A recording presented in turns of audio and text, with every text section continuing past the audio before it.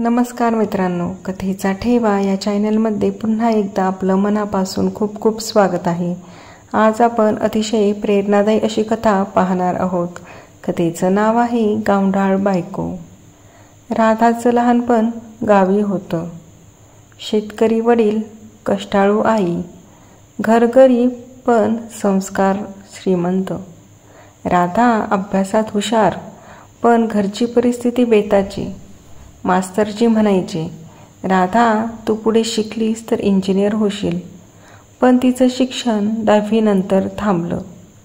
तिच्या मनात मात्र स्वप्न होतं, माझा नवरा सुशिक्षित असावा, त्याला मी माझ्या मनाने जपावं. शिवराम शहरातल्या कंपनीत मोठ्या पदावर काम करणारा, स्वभावाने आधुनिक, इंग्रजी बोलणारा, मित्रांमध्ये लोकप्रिय. लग्नासाठी त्याला स्मार्ट, सुंदर, शहरातली मुलगी हवी होती. पण आईवडील गावचं नातं ठरवतात. राधा. शिवराम नाराज, पण आईवडिलांच्या आग्रहाखातर मान्य करतो.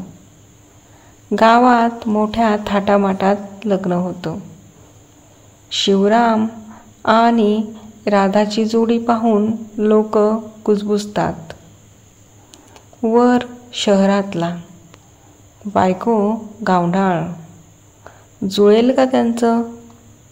राधा मात्र नवऱ्याच्या चेहऱ्याकडे प्रेमाने पाहत असते. राधा जेव्हा शहरातल्या फ्लॅटमध्ये येते तेव्हा सगळं नवीन, परक. तिचं गावाकडचं बोलणं, चालणं, साधेपणा पाहून शेजारी हसतात. शिवरामलाही ऑफिसमध्ये मित्र विचारतात, इतका मोठा मॅनेजर आणि बायको बघ, अगदी गावंढाळ दिसते. शिवराम मनातून खजील होतो. राधा मनापासून घर सांभाळते, पण नवरा दूरच राहतो. एक दिवस ती विचारते, मी तुला लाज आणते का? शिवराम शांतपणे म्हणतो, तू वाईट नाहीस, पण शहरात जुळून घेणं कठीण आहे. राधा रात्री रडते, पण ठरवते, मी स्वतःला बदलून दाखवेन. शिवरामच्या ऑफिसमध्ये मोठं प्रोजेक्ट फेल झालेलं. तो घरी आकृत्या काढत बसतो. राधा त्याच्याकडे पाहते आणि अचानक एक उपाय सुचवते. शिवराम आश्चर्यचकित, तुला हे कसं सुचलं राधा? मी गणितात हुशार होते, पण घरच्यामुळे पुढे शिकता आलं नाही. शिवरामचा नजरेतला राधेकडे पाहण्याचा दृष्टिकोन बदलायला सुरुवात होते. शिवराम तिच्या कल्पनेने प्रोजेक्ट यशस्वी करतो.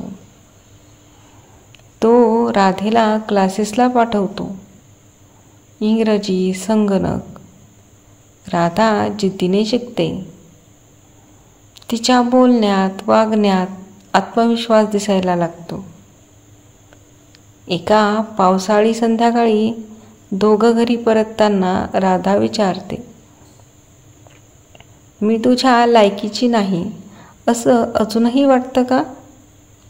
शिवराम तिचा हात धरतो, तूच माझी खरी लायकी आहेस. तुझ्या साधेपणात माझं खरं सुख आहे. दोघांचे डोळे पाणावतात.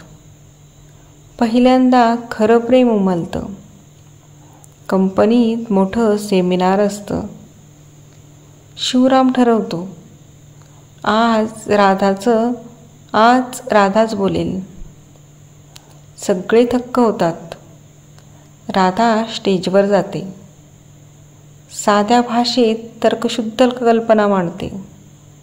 संपूर्ण हॉल टाळ्यांनी दणाणून जातो. जिला लोक गावंढाळ म्हणत होते तीच आज सर्वांसाठी प्रेरणा ठरते. राधा आता आत्मविश्वासाने शहरात राहते. शिवराम तिच्यावर मनापासून प्रेम करतो. तो मित्रांना सांगतो, माझी बायको गावंढाळ नाही, ती गावाचा सुगंध घेऊन आलेली आहे. तिच्यात माझं खरं आयुष्य आहे. गावी राधाचे आईवडील टीव्हीवर तिचं प्रेझेंटेशन पाहतात. त्यांच्या डोळ्यात पाणी येतं. आपली मुलगी गावात थांबली असती तर कदाचित कुणाला कळलीही नसती. पण तिच्या जिद्दीमुळे आज ती शहरात नावाजली गेली. राधा अजूनही साधी आहे. साडीच नेसते, पण तिच्यात आत्मविश्वास आहे. शिवराम तिच्याकडे बघून म्हणतो, तू माझ्या आयुष्याची खरी कादंबरी आहेस राधा, जिथे प्रत्येक पानावर प्रेम, संघर्ष आणि प्रेरणा आहे. दोघं हसतात, हातात हात घेतात आणि त्यांच्या प्रेमकथेचं सोनं होतं. कथा आवडल्यास लाईक, शेअर, सबस्क्राईब करा. धन्यवाद.